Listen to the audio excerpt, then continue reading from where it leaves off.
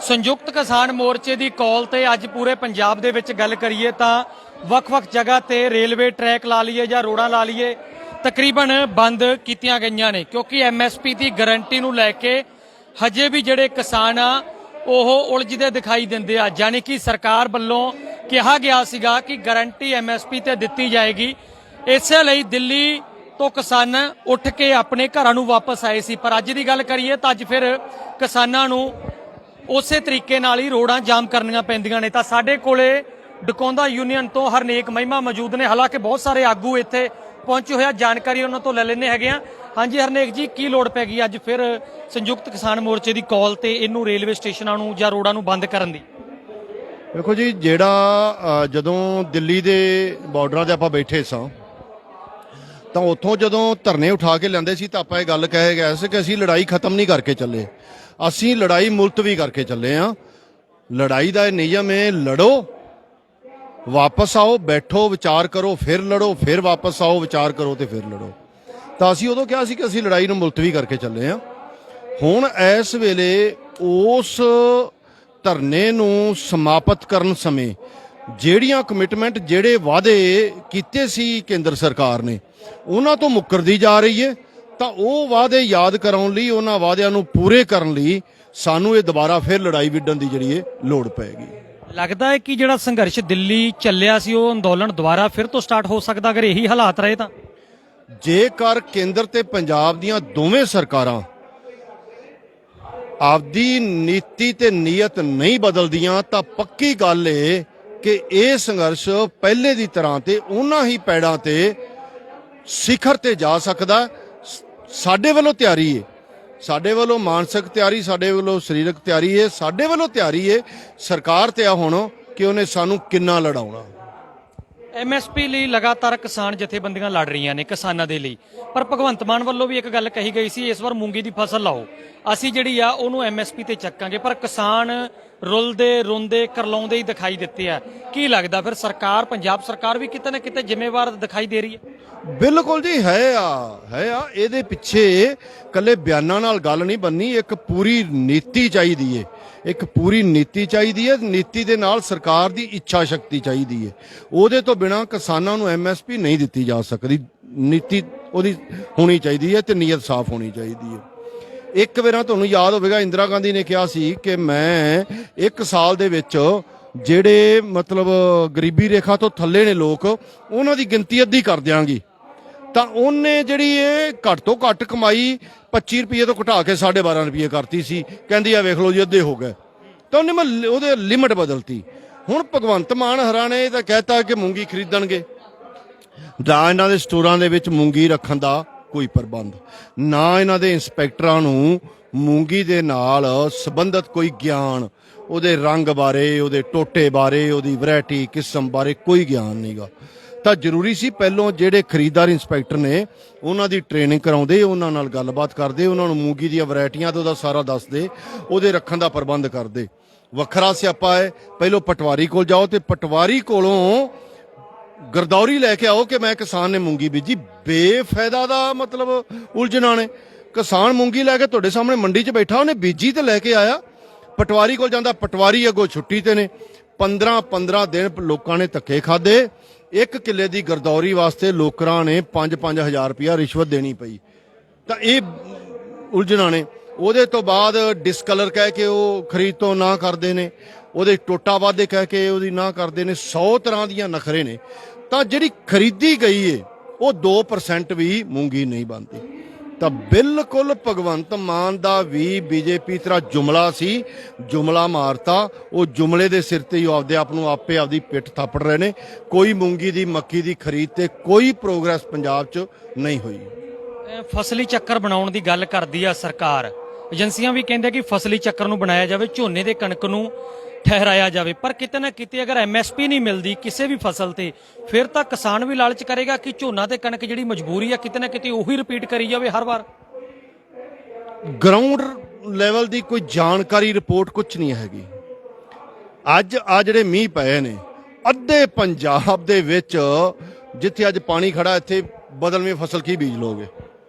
ਅੱਜ ਤੋਂ 1 ਮਹੀਨਾ ਤੋਂ ਪਹਿਲਾਂ ਲੈ ਕੇ ਮੀਂਹ ਪੈਂਦੇ, ਫਸਲ ਪਾਣੀ ਖੜੇ ਹੋਏ ਨੇ। ਅਜੇ 1 ਮਹੀਨਾ ਹੋਰ ਪਾਣੀ ਖੜੇ ਰਹਿਣੇ ਨੇ। ਤਾਂ ਇਹ ਜਿਹੜਾ 3 ਮਹੀਨੇ ਦਾ ਪੀਰੀਅਡ ਏ, ਜਦੋਂ ਲੋਕਾਂ ਦੇ ਖੇਤ ਡੁੱਬੇ ਪਏ ਨੇ, ਝੋਨੇ ਤੱਕ ਡੁੱਬੇ ਪਏ ਨੇ, ਕਿਹੜਾ ਇਹਦੇ ਤੋਂ ਬਿਨਾ ਫਸਲ ਲੋਗੇ?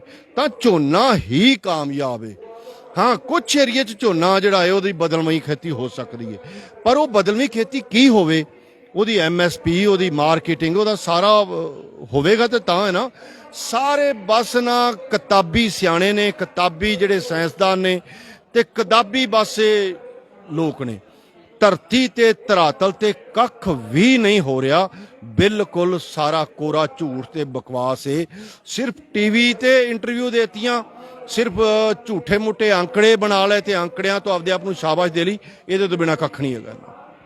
ਅੱਜ ਸਟੇਸ਼ਨ ਨੂੰ ਬੰਦ ਕਰਕੇ ਬੈਠੇ ਹੋ, ਅੱਜ ਕੀ ਚੇਤਾਵਨੀ ਹੈਗੀ ਆ ਕਿਸਾਨ ਜਥੇਬੰਦੀਆਂ ਵੱਲੋਂ ਸਰਕਾਰ ਨੂੰ ਕਿ ਅਗਰ ਇਸ ਧਰਨੇ ਤੋਂ ਬਾਅਦ ਵੀ ਕੁਝ ਨਾ ਕੀਤਾ ਗਿਆ ਤਾਂ ਕੀ ਅੱਗੇ ਕੀਤਾ ਜਾਏਗਾ?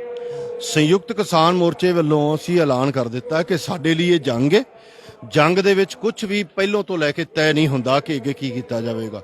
ਜੇ 1 ਹਫ਼ਤੇ ਦਾ ਸਮਾਂ ਹੈ, ਜੇ 1 ਹਫ਼ਤੇ ਦੇ ਵਿੱਚ ਅਜੇ ਮਿਸ਼ਰਾ ਟੈਣੀ ਨੂੰ ਗ੍ਰਿਫਤਾਰ ਨਹੀਂ ਕੀਤਾ ਜਾਂਦਾ, ਜਿਹੜੀ MSP ਤੇ ਬਣੀ ਹੋਈ ਕਮੇਟੀ ਹੈ ਭੰਗ ਕਰਕੇ ਉਹਨੂੰ ਦੁਬਾਰਾ ਤੋਂ ਸਾਡੀ ਸਹਿਮਤੀ ਨਾਲ ਨਹੀਂ ਬਣਾਇਆ ਜਾਂਦਾ, ਜਿਹੜਾ ਉਹ ਕਿਸਾਨਾਂ ਉੱਤੇ ਪਰਚੇ ਦਰਜ ਨੇ ਉਹ ਸਾਰੇ ਰੱਦ ਨਹੀਂ ਹੁੰਦੇ, ਤਾਂ ਫਿਰ ਸੰਯੁਕਤ ਕਿਸਾਨ ਮੋਰਚਾ ਸਿਰ ਜੋੜ ਕੇ ਬੈਠੇਗਾ, ਪਲੈਨਿੰਗ ਕਰੇਗਾ, ਜੋ ਵੀ ਕੁਝ ਲੈ ਕੇ ਆਵੇਗਾ ਲੋਕਾਂ ਦੇ ਹਿੱਤ 'ਚ ਔਰ ਸਰਮਾਏਦਾਰਾਂ ਦੇ, ਕਾਰਪੋਰੇਟਾਂ ਦੇ ਵਿਰੁੱਧ 'ਚ ਲੈ ਕੇ ਆਵੇਗਾ, ਜੋ ਵੀ ਫੈਸਲਾ ਲੈ ਕੇ ਆਵੇਗਾ। ਬਿਲਕੁਲ ਜੀ। ਹਰਨੇਕ ਸਿੰਘ ਮਹਿਮਾ ਡਕੌਂਦਾ ਯੂਨੀਅਨ ਤੋਂ ਸਾਡੇ ਨਾਲ ਮੌਜੂਦ ਸੀਗੇ।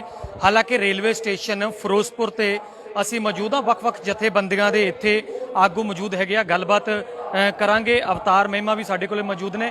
ਅਵਤਾਰ ਜੀ, ਕੀ ਲੱਗਦਾ ਕਿਸਾਨਾਂ ਨੂੰ ਰੋਸ ਪ੍ਰਦਰਸ਼ਨ, ਧਰਨੇ, ਰੇਲਾਂ ਰੋਕ, ਰੋਡਾਂ ਰੋਕ ਇਹੀ ਲਗਾਤਾਰ ਕਰਨਾ ਪਏਗਾ ਕਿ ਕਦੇ ਕਿਸਾਨਾਂ ਦੀ ਗੱਲ ਸਰਕਾਰ ਵੱਲੋਂ ਨਹੀਂ ਮੰਨੀ ਜਾਏਗੀ? ਦੇਖੋ ਜੀ, ਕਿਸਾਨਾਂ ਦੀ ਗੱਲ ਸਰਕਾਰ ਵੱਲੋਂ ਮੰਨੀ ਜਾਂਦੀ ਹੈ, ਪਰ ਉਹਦੇ 'ਚ ਗੱਲ ਕੀ ਆ ਵੀ ਜਿਹੜੇ ਧਰਨੇ ਪ੍ਰਦਰਸ਼ਨ ਆ, ਦੇਖੋ ਕਈ ਵਾਰੀ ਐਂ ਲੱਗਦਾ ਵੀ ਧਰਨੇ ਪ੍ਰਦਰਸ਼ਨ ਹੀ ਕਰੀ ਜਾਂਦੇ, ਕੁਝ ਬਦਲਦਾ ਨਹੀਂ। ਬਦਲਾਅ ਆਉਂਦਾ ਹੈ, ਵੱਡੀ ਪੱਧਰ ਤੇ ਆਉਂਦਾ ਹੈ, ਤੇ ਜਦੋਂ ਵੀ ਧਰਨੇ ਪ੍ਰਦਰਸ਼ਨ ਹੁੰਦੇ ਆ, ਲੋਕਾਂ 'ਚ ਅਵੇਅਰਨੈਸ ਹੁੰਦੀ, ਤੇ ਲੋਕ ਫਿਰ ਜਿਵੇਂ ਆ ਜਿਹੜਾ ਦਿੱਲੀ ਵਾਲਾ ਅੰਦੋਲਨ ਹੋਇਆ, ਉਸ ਤੋਂ ਪਹਿਲਾਂ ਲੋਕਾਂ ਨੂੰ ਲੱਗਦਾ ਸੀ ਵੀ ਯਾਰ ਇੱਥੇ ਬਦਲਾਅ ਨਹੀਂ ਹੋ ਸਕਦਾ, ਪਰ ਉਸ ਅੰਦੋਲਨ ਨੇ ਲੋਕਾਂ ਨੂੰ ਇੰਨੀ ਕੁ ਸੂਝ ਦਿੱਤੀ, ਸਾਡੇ ਕਿਸਾਨਾਂ ਨੂੰ, ਮਜ਼ਦੂਰਾਂ ਨੂੰ, ਨੌਜਵਾਨਾਂ ਨੂੰ, ਕਿ ਹਰ ਬੰਦਾ ਇੰਨਾ ਕੁ ਸਿੱਖਿਅਤ ਹੋ ਗਿਆ ਕਿ ਉੱਠ ਕੇ ਹਰ ਲੀਡਰ ਦੇ ਗੱਲ 'ਚ ਹੱਥ ਪਾਉਣ ਲੱਗਾ ਵੀ ਇਹਨਾਂ ਸਵਾਲਾਂ ਦੇ ਜਵਾਬ ਦਿਓ, ਜਿਹਦੇ ਕਰਕੇ ਜਿਹਦਾ ਮੁੱਖ ਕਾਰਨ ਬਣੀ ਵੀ ਇੱਥੇ ਵੱਡੇ ਵੱਡੇ ਧਰੰਤਰ ਅਕਾਲੀ, ਕਾਂਗਰਸੀ, BJP ਲੋਕਾਂ ਨੇ ਜੜ੍ਹਾਂ ਤੋਂ ਪੁੱਟਦੇ ਤੇ ਬਦਲਾਅ ਵਾਸਤੇ ਨਵੀਂ ਪਾਰਟੀ ਚੁਣੀ। ਬੇਸ਼ੱਕ ਬਦਲਾਅ ਨਹੀਂ ਆਇਆ।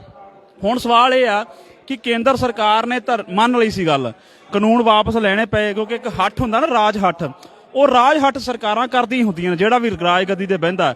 ਪਰ ਜਦੋਂ ਲੋਕਾਂ ਨੇ ਧੌਣ ਤੇ ਗੋਡਾ ਦਿੱਤਾ ਤਾਂ ਉਹਨਾਂ ਨੂੰ ਗੱਲ ਮੰਨਣੀ ਪਈ।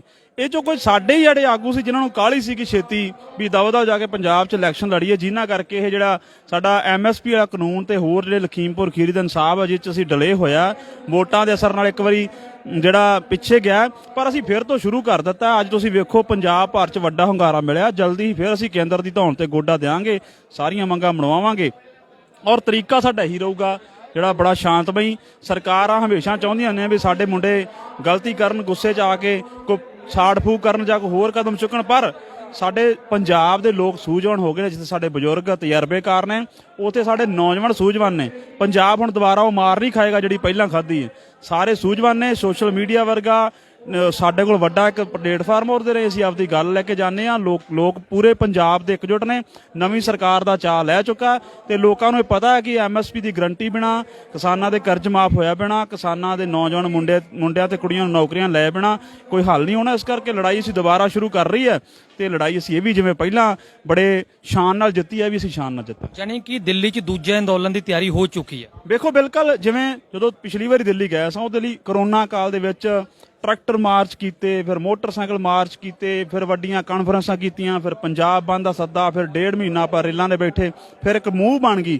ਅਸੀਂ ਉਹ ਮੂਵ ਜਿਹੜੀ ਫਿਰ ਤੋਂ ਸ਼ੁਰੂ ਕਰਤੀ ਆ। ਕਿ ਇਸੇ ਢੰਗ ਨਾਲ ਮੈਂ ਰੋਕ ਰਿਹਾ, ਉਦੋਂ ਵੀ ਇਹ ਸਟੇਸ਼ਨ ਨੂੰ ਮੱਲਿਆ ਗਿਆ ਸੀ। ਇਹ ਸਟੇਸ਼ਨ ਤੋਂ ਫਿਰੋਜ਼ਪੁਰ ਦੀ ਗੱਲ ਕਰੀਏ ਤਾਂ ਇਸੇ ਸਟੇਸ਼ਨ ਤੋਂ ਦਿੱਲੀ ਤੱਕ ਪਹੁੰਚੇ ਸੀ ਕਿਤੇ ਨਾ ਕਿਤੇ। ਇਹ ਬੂਮ ਉਸੇ ਤਰੀਕੇ ਨਾਲ ਹੀ ਨਜ਼ਰ ਆ ਰਿਹਾ। ਦੇਖੋ, ਸਾਡਾ ਇੱਕ ਪੂਰਾ ਤਰੀਕਾ ਜਿਹੜਾ ਸਾਡਾ 2022 ਦਾ ਸਾਲ, ਜਿਹੜੇ 4-5 ਮਹੀਨੇ ਬਚੇ ਨੇ, ਅਸੀਂ ਆਪਣੀ ਪੂਰੀ ਜਿਹੜੀ ਕਿਸਾਨ ਤਾਕਤ ਹੈ ਉਹਨੂੰ ਸੰਗਠਿਤ ਕਰਾਂਗੇ। ਜਿਹੜੇ ਮੋਰਚੇ 'ਚ ਮਾੜੀਆਂ ਮੋਟੀਆਂ ਆਏ ਸੀ ਮਨ ਮੁਟਾਵ, ਉਹਨਾਂ ਨੂੰ ਦੂਰ ਕਰਾਂਗੇ। ਜਿਹੜੀਆਂ ਜਥੇਬੰਦੀਆਂ ਬਾਹਰ ਰਹਿ ਗਈਆਂ ਜਾਂ ਜਿਹੜੇ ਲੋਕ ਜਿਹੜੇ ਹਿੱਸੇ ਬਾਹਰ ਹੈ, ਉਹਨਾਂ ਨੂੰ ਨਾਲ ਲਵਾਂਗੇ। ਤੇ 2023 ਦਾ ਸਾਲ ਤੁਸੀਂ ਅੱਖੀ ਵੇਖਿਓ, 2022 ਦਾ ਤਿਆਰੀ ਦਾ ਸਾਲ ਹੈ, ਔਰ 2023 ਦਾ ਜਿਹੜਾ ਸਾਲ ਅੰਦੋਲਨਾਂ ਦਾ ਸਾਲ ਹੋਊਗਾ, ਤੇ 2024 'ਚ ਜਿਹੜੀ ਨਵੀਂ ਇਲੈਕਸ਼ਨ ਹੋਣੀ ਹੈ ਅਗਲੀ, ਉਸ ਤੋਂ ਪਹਿਲਾਂ ਸਾਡਾ ਨਾਰਾ ਹੋਊਗਾ ਐਮਐਸਪੀ 2024, ਐਮਐਸਪੀ ਗਰੰਟੀ ਕਾਨੂੰਨ 2024।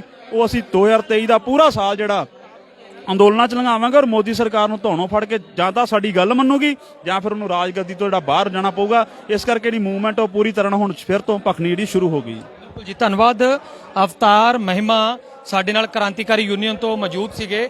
ਤਾਂ ਤਸਵੀਰਾਂ ਜਿਹੜੀਆਂ ਨੇ ਉਹ ਤੁਸੀਂ ਲਗਾਤਾਰ ਜਿਹੜੀਆਂ ਦੇਖ ਰਹੇ ਹੋ ਫਿਰੋਜ਼ਪੁਰ ਸ਼ੌਮਣੀ ਰੇਲਵੇ ਸਟੇਸ਼ਨ ਦੀਆਂ, ਜਿੱਥੇ ਕਿ ਪੂਰਾ ਇਕੱਠ ਤੁਸੀਂ ਦੇਖ ਸਕਦੇ ਹੋ। ਹਾਲਾਂਕਿ ਹਰਨੇਕ ਮਹਿਮਾ ਨਾਲ ਵੀ ਗੱਲ ਕੀਤੀ, ਤਾਂ ਉਸ ਤੋਂ ਬਾਅਦ ਅਵਤਾਰ ਮਹਿਮਾ ਨਾਲ ਵੀ ਗੱਲਬਾਤ ਕੀਤੀ, ਤਾਂ ਕਹਿ ਸਕਦੇ ਹਾਂ ਕਿ ਜਿਹੜਾ ਮੇਨ ਮੁੱਦਾ ਹੈ ਉਹ ਐਮਐਸਪੀ ਨੂੰ ਲੈ ਕੇ ਆ ਕਿ ਜਿਹੜੀ ਐਮਐਸਪੀ ਦੀ ਗਾਰੰਟੀ ਤੋਂ ਸਰਕਾਰ ਕਿਤੇ ਨਾ ਕਿਤੇ ਭੱਜੀ ਆ। ਕਿਉਂਕਿ ਜਦੋਂ ਕਿਸਾਨੀ ਅੰਦੋਲਨ ਨੂੰ ਦਿੱਲੀ ਤੋਂ ਚੱਕਿਆ ਸੀ ਤਾਂ ਉਸ ਸਮੇਂ ਸਹਿਮਤੀ ਬਣੀ ਸੀ ਕਿ ਲਿਖਤੀ ਦੇ ਵਿੱਚ ਗਾਰੰਟੀ ਦਿੱਤੀ ਜਾਵੇਗੀ, ਪਰ ਸਰਕਾਰ ਕਿਤੇ ਨਾ ਕਿਤੇ, ਕਿਸਾਨ ਆਗੂ ਦੱਸਦੇ ਨੇ, ਸਰਕਾਰ ਕਿਤੇ ਨਾ ਕਿਤੇ ਮੁੱਕਰਦੀ ਦਿਖਾਈ ਦੇ ਰਹੀ ਆ। ਕਿਤੇ ਵੀ ਐਮਐਸਪੀ ਜਿਹੜੀ ਆ ਉਹ ਫਸਲਾਂ ਦੇ ਉੱਪਰ ਮਿਲਦੀ ਦਿਖਾਈ ਨਹੀਂ ਦੇ ਰਹੀ।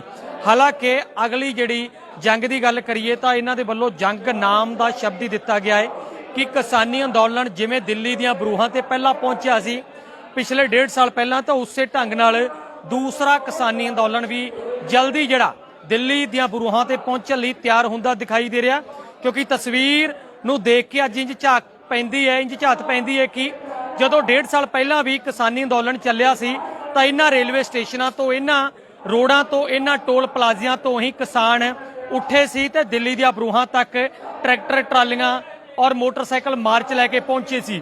ਤੇ ਅੱਜ ਉਸੇ ਤਰੀਕੇ ਦੀ ਤਸਵੀਰ ਜਿਹੜੀ ਆ ਉਹ ਫਿਰ ਤੋਂ ਬਣਦੀ ਦਿਖਾਈ ਦੇ ਰਹੀ ਆ। ਦੇਖਦੇ ਹਾਂ ਸਰਕਾਰ ਦੇ ਕੰਨ ਤੇ ਜੂੰ ਸਰਕਦੀ ਆ ਜਾਂ ਫਿਰ ਕਿਸਾਨਾਂ ਨੂੰ ਫਿਰ ਦੂਸਰਾ ਅੰਦੋਲਨ ਚਲਾ ਕੇ ਦਿੱਲੀ ਦੀਆਂ ਬਰੂਹਾਂ ਤੇ ਬੈਠਣਾ ਪੈਂਦਾ ਹੈ। ਫਿਰੋਜ਼ਪੁਰ ਤੋਂ ਕੈਮਰਾ ਪਰਸਨ ਦੇ ਨਾਲ ਸੁਖਵਿੰਦਰ ਸਿੰਘ ਸੋ।